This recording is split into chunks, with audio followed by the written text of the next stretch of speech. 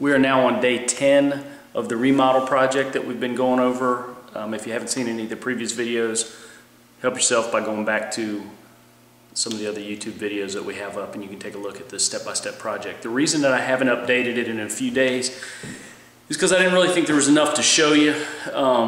There has been quite a bit going on, but hard to update it and show you exactly what we're doing. But this is a good opportunity to show you plenty of stuff. So let me give you a quick cook's tour of what we've done.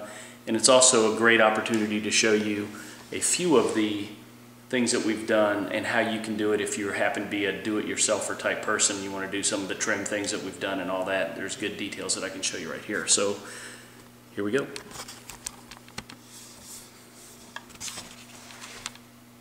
Okay, first of all, you'll notice one of the things that I wanted to show you'll notice we've got crown molding. We've added crown molding throughout the main living areas of the house, but you see, one of the things that I wanted to point out that maybe a new home builder or do-it-yourself person might spend way too much time fooling with. These little seams right here, you can get them closer than that, and there's probably going to be some comments in the comment section here from plenty of these high-end type construction guys that say you should go back and use your sort of back cut all of your miter joints so you can get them tighter than that. But that will caulk, and it saves quite a bit of time. Once it's painted and caulked, you won't see any of that there. Going right along through all of that stuff, you'll never notice any of it. So as far as when you're doing it yourself, don't waste a whole lot of time doing it much different than that. There's another, that's an undulation in the ceiling. That of course will caulk. There's a long run where you see there's a seam where two pieces of crown molding joined together. So all that stuff caulks. So anyway, that's the crown molding.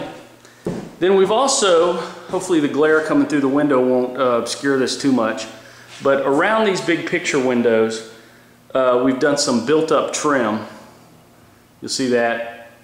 Disregard the little tan areas. That's just the wall behind it. I'm going to show you how we build that up. We're going to paint that this sort of creamy white that we use in all these houses.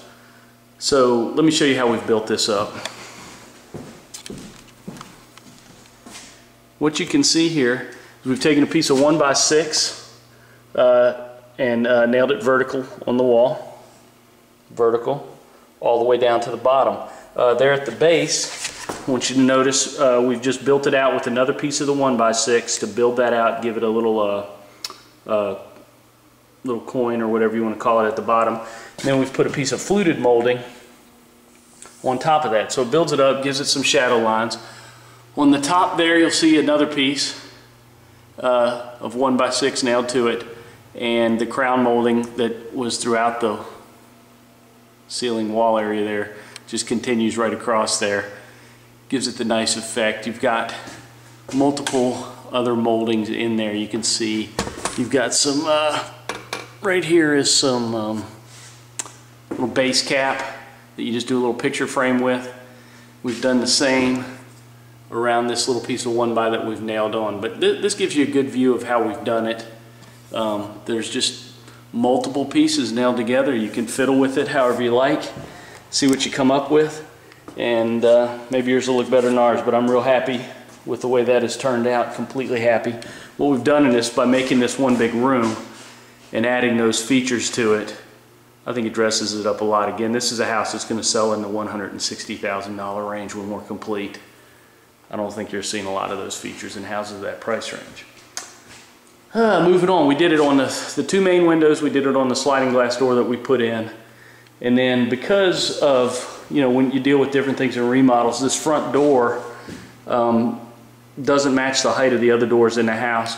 We just fiddled with that a little bit and just did this little mantle. Someone, maybe at Christmas, somebody will put a piece of garland up there or something.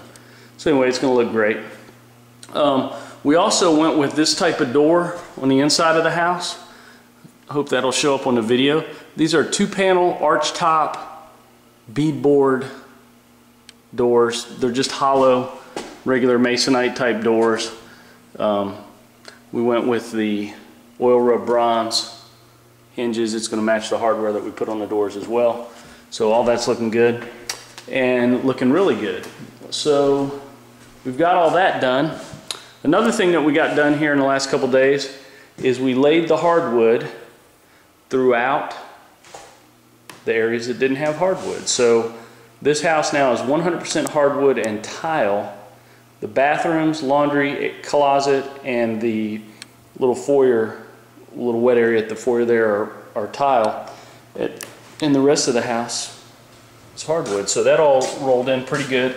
I think I mentioned in a previous video that we were going to have to match up the hardwood as it met the bedrooms. It's the old hardwood, this is the new hardwood, and that rolled in really nicely. The tile in the bathrooms is laid. This is a 12 by 12 ceramic tile. Looking good, so we're ready for cabinets and set out here for the plumbing. We're going to be changing the faucet on the tub there, going with the oil rub bronze to match the rest, and that's all looking good. You can see that the painters are taping around the windows, getting ready to paint the windows. Everything's looking good. We've got the primer and the first coat of paint on the walls.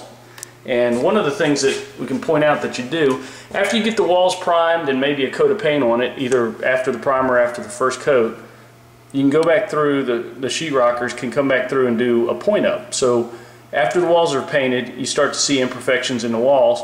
You can go ahead and fix all those before the final coat of paint goes on the wall. So looking good right through there.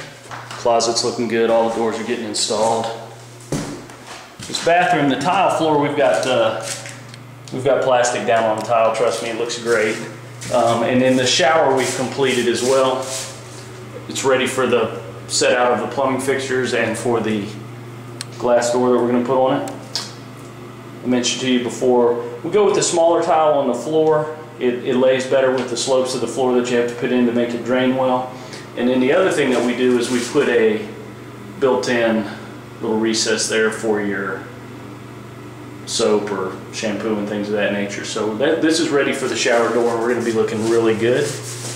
Real happy with that. So we're moving right along. Here we are. As you come back out into the den area, the one thing that I wanted to point out to you now that the ceiling is completely finished and painted is you'll notice where the wall was, and we talked about the method that we used for putting, it's got the 2 layers of sheetrock. We put the one back and used mud to fill the distance between, and it is completely invisible, and I'm thrilled with that. Cannot beat the job that the sheetrockers did here, making this look like a brand new house from that standpoint. So I'm thrilled with that. And a couple other things that hadn't been done at that point.